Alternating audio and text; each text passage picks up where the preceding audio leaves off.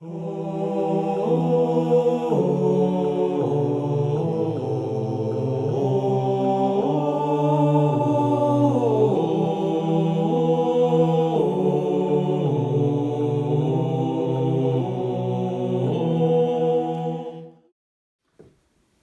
et sœurs, nous voici aux portes de Jérusalem, prêts à entrer avec Jésus dans la ville où il va subir sa passion. Allons-nous entrer? Allons-nous entrer avec Jésus? Est-ce bien raisonnable de suivre Jésus jusque-là, jusque dans la mort? Qu'est-ce qui pousse le chrétien finalement à suivre Jésus dans sa passion? Est-ce qu'il n'y a pas, c'est une question que beaucoup posent, quelque chose d'un peu morbide à suivre Jésus dans sa passion et à en faire mémoire comme nous le faisons? Je voudrais vous rapporter un témoignage avant tout. J'accompagnais un jour une personne de mes connaissances qui vivait un moment très difficile dans sa vie, une épreuve qui le laissait vraiment vide, psychologiquement en détresse et tout à fait perdu. Alors le dimanche, je lui ai proposé qu'on aille faire une grande balade au grand air pour se changer les idées, pour s'aérer. Et je lui ai dit que le matin, j'irais à la messe et je lui ai proposé de venir avec moi. C'est quelqu'un qui n'est pas chrétien, qui n'est pas croyant et qui, je pense, avait même une vision un peu négative et peut-être justement un peu morbide de la foi chrétienne, de la croix, etc. Mais il est venu à la messe et il a passé son temps, m'a-t-il dit, après la messe, à regarder la croix. Et il m'a dit cette phrase que je n'oublierai pas, il m'a dit « Jusqu'à aujourd'hui, je ne comprenais pas la croix, et maintenant je comprends ».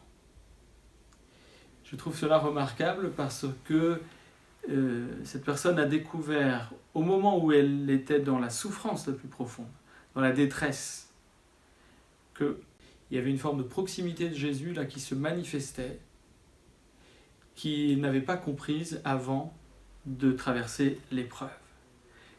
Avant, il voyait la croix comme quelque chose de laid, de douloureux, de morbide.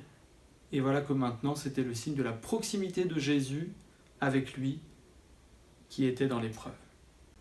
Voilà ce qui nous conduit, je crois, nous tous, à suivre Jésus dans la passion. Parce que nous avons compris qu'il y a là un chemin de proximité du Seigneur avec nous dans nos détresses, un réconfort dans l'épreuve qui nous vient de Jésus et une porte de sortie pour entrer vers le salut. Alors je voudrais dans un deuxième temps poser la question, est-il possible pour nous, au moment où nous allons suivre Jésus dans sa passion, de sentir un peu comment lui-même il a vécu cette épreuve? Premier élément qu'on peut donner, c'est que Jésus savait ce qu'il faisait. Jésus n'allait pas à sa passion par la force des choses. Il a bien souvent répété à ses disciples. Il disait « Je vais être arrêté, je vais être tué, il faut que le Fils de l'homme passe par là. Et le troisième jour, je ressusciterai. » Et puis de façon encore plus frappante, je crois dans son dernier repas, en posant le geste sur le pain et le vin, en offrant son corps et son sang, il expliquait, je crois, par avance, pour toutes les générations de chrétiens, et vraiment pour nous, pour l'avenir, en disant « vous ferez cela en mémoire de moi », il expliquait qu'en mourant sur la croix, il ne terminait pas sa vie de façon lamentable, il donnait sa vie. « Ma vie, nul ne la prend, dit Jésus, c'est moi qui la donne. Ceci est mon corps donné, ceci est mon sang versé pour vous. » Jésus donc ne se fait pas prendre, il avance vers sa passion librement, comme on le dit dans la prière eucharistique numéro 2, parce qu'il sait que son parcours de sauveur passe par là, il comprend que c'est sa mission, il comprend que c'est la volonté du Père. Et à plusieurs reprises, il dit « Je ne fais rien sinon à l'écoute du Père. Je ne fais rien qui ne soit en totale adéquation avec le Père. » C'est vraiment le grand ressort intérieur de Jésus. Faire la volonté du Père, et jusque dans l'épreuve la plus terrible, Jésus dira « Non pas ma volonté, mais la tienne. » Qu'est-ce que ça signifie concrètement pour Jésus? Ça signifie que Jésus n'est jamais seul. Il est toujours avec son Père et dans le contact avec la volonté du Père. Et cela est vrai même au moment où Jésus est sur la croix, dans l'épreuve la plus terrible. Même dans cette phrase vertigineuse que Jésus prononce sur la croix, « Mon Dieu, pourquoi m'as-tu abandonné ?» il faut remarquer ceci. Lorsque Jésus dit cela, il demeure dans la prière, c'est-à-dire dans le dialogue avec Dieu. Cette phrase qui paraît une phrase de désespérance est en fait une prière. « Mon Dieu, pourquoi m'as-tu abandonné ?» Il ressent certainement une forme d'abandon. Mais dans ce sentiment-là, malgré tout, il garde le lien. Il garde le contact de prière avec le Père. Il prie. Et vous le savez peut-être, cette phrase que Jésus a prononcée est elle-même tirée du psaume 21.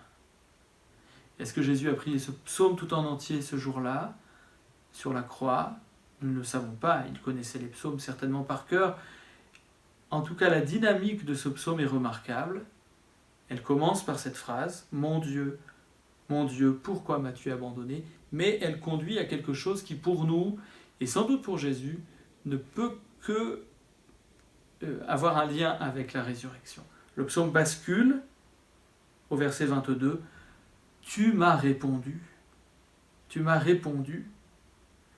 Et le psaume s'ouvre à la libération, s'ouvre à la victoire de Dieu sur toutes les forces du mal et de la mort. Maintenant que nous avons évoqué en quelques mots la façon dont Jésus lui-même a abordé sa passion, nous pouvons dire quelque chose de notre propre démarche, qui consiste donc à suivre Jésus dans sa passion. Rappelons-nous des Hébreux et de leurs 40 années au désert, puisque nous sommes nous dans les 40 jours de notre carême. Dans ce temps où les Hébreux ont quitté l'Égypte et sont donc dans un chemin de liberté par rapport à l'esclavage dans lequel ils étaient, mais ne sont pas encore arrivés à la terre promise par le Seigneur. La question, l'épreuve se cristallise dans cette question, dans l'Exode. Le Seigneur est-il au milieu de nous, oui ou non? Telle est parfois aussi la question que nous pouvons nous poser. Peut-être au moment d'entrer dans la passion avec le Seigneur, ou peut-être dans les épreuves sur lesquelles nous butons dans la vie. Le Seigneur est-il, oui ou non, au milieu de nous? Nous comprenons à travers la passion du Seigneur que la réponse est oui. Le Seigneur est bel et bien au milieu de nous, y compris lorsque nous sommes dans l'épreuve. C'est ce que Jésus est venu faire par sa mort sur la croix. Oui, Dieu est présent au milieu de nous, y compris dans la mort, y compris dans les enfers. Jésus est là. Et dans l'épaisseur de ces ténèbres, qui sont aussi parfois nos ténèbres, le Christ chante avec nous, et peut-être pour nous, lorsque nous sommes sans voix dans l'épreuve, il chante « Mon Dieu, pourquoi m'as-tu abandonné ?» Il garde pour nous le contact de la prière, le contact avec son Père, là où peut-être nous, dans l'épreuve, nous pourrions décrocher. Et le Seigneur Jésus va plus loin pour nous. Il prolonge ce chant, ce psaume, pour nous et avec nous. Et nous pouvons le rejoindre dans le chant de ce psaume et dire avec lui « Tu m'as répondu » et faire avec lui l'expérience de la réponse du Seigneur. Et il prolonge encore « Et moi je vis pour toi Seigneur ». Le Seigneur nous entraîne dans sa passion jusque dans l'expérience de sa résurrection. Frères et sœurs, je vous souhaite une très belle semaine sainte. Entrons avec confiance, avec foi, avec courage dans la passion du Seigneur étant sûr que le Seigneur nous y accompagne pour nous faire entrer dans le « Tu m'as répondu et moi je vis pour toi ». Amen.